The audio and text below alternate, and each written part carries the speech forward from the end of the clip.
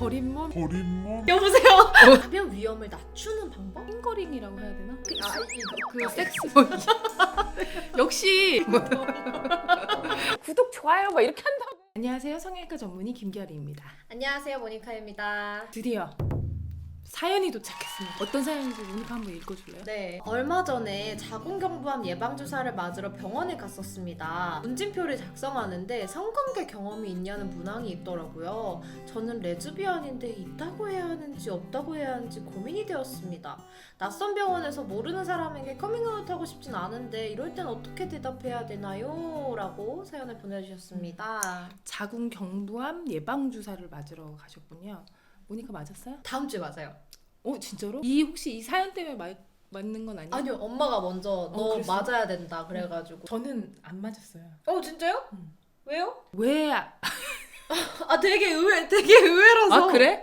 예방주사가 도대체 뭔지 먼저 이제 설명을 드리면 HPV라는 사람 유두종 바이러스라는 게 있습니다. 자궁경부암을 일으키는 큰 요인이에요. 그래서 백신을 맞게 되면은 자궁경부암이 아주 크게 예방이 된다고 합니다. 그럼 그 바이러스가 자궁경부암만 발생을 시키나요? 아니요, 자궁경부암뿐만이 아니라 외부 성식기의 사마귀 아니면 항문암 그리고 자궁경부암 이렇게 여러 가지 질병들을 일으킬 수 있습니다. 근데 왜 안 맞으셨어요?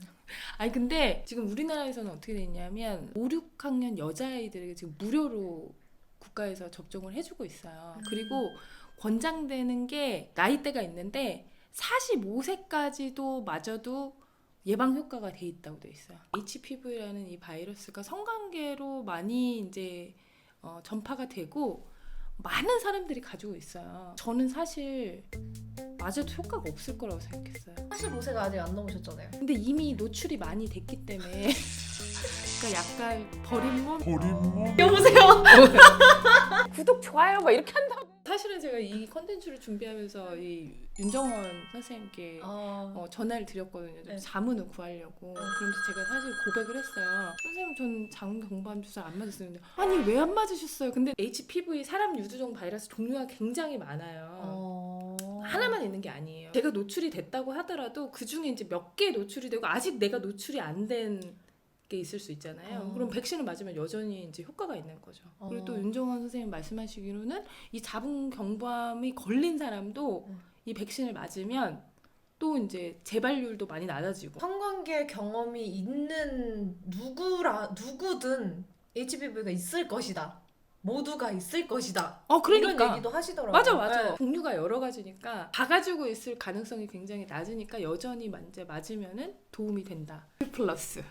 사연으로 돌아와서 네. 그러니까 문진표에 네. 이제 성관계 여부를 묻는 질문이 있었어요. 사실 이거는 피부 접촉으로 이루어지는 거기 때문에 어떤 형태의 성관계, 그러니까 성기 삽입이 될 수도 있고 아니면 오럴 섹스가 될 수도 있고 아니면 그런 섹스가 될 수. 그래서 그런 모든 방법으로 전파 가능하기 때문에 이성하고 섹스를 했어요, 아니면 동성하고 섹스를 했어요, 얘기할 필요 없이 그냥 성관계 경험이 있다고 말씀하시면 될 것 같아요. 중요하지 않다. 네. 성적 지향은 네. 이렇게 말씀을 해주셨고. 그래서 이게 아까 말씀드린 것처럼 이 사람 유두종 바이러스가 자궁경부암뿐만 아니라 항무암, 외부 성식기암, 즉 말하면 남성도 추천을 해요. 자궁경부암 맞아야 되겠네요. 그런 맞을 수밖에 없겠네요. 그래서 미국에서 어떻게 교육을 하냐면 성별 정체성, 성적 지향성과 상관없이 모든 사람들에게 효과가 있다.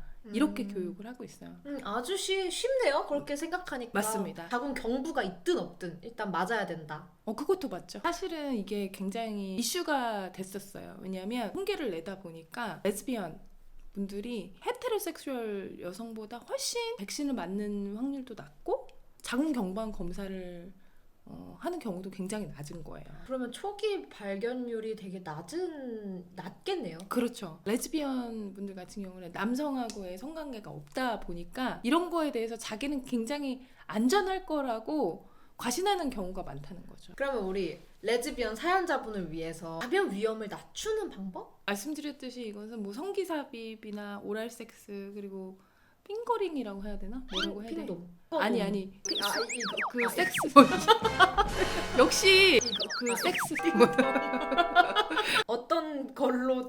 관계를 하든 간에 토이를 쓸 수도 있으니까. 그쵸. 토이를 쉐어하는 경우도 콘돔을 사용하는 게 예방에 도움이 되겠고. 그리고 이제 핑돔도 써야 된다. 저는 개인적으로 사용해 본 적이 없고. 안 되겠네. 나중에 우리 세이프 섹스에 대해서 얘기하는 것도 좋을 것 같아요.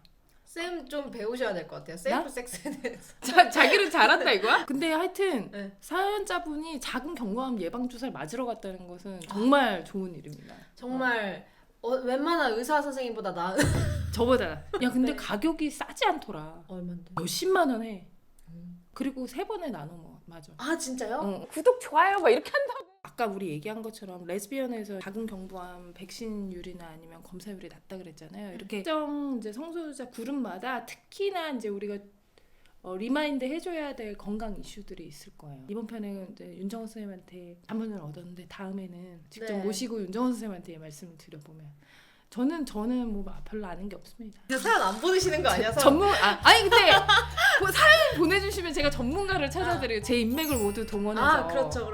anyway, 사연 보내주신 분 너무 감사드리고. 네, 우리가 성소수자 친화적인 의료 환경을 만들기 위해서 여러 가지 사연을 모집하고 있으니까요. 많이 보내주시면 좋겠습니다. 네. 어떻게 오늘 사연자분 고민이 좀 해소가 되셨는지 모르겠어요. 정리 한번 해주시죠. 어떻게 하면 되는지. 다 맞아라. 성관계 경험이 있냐고 물어보면 일단 있다고 해봐라.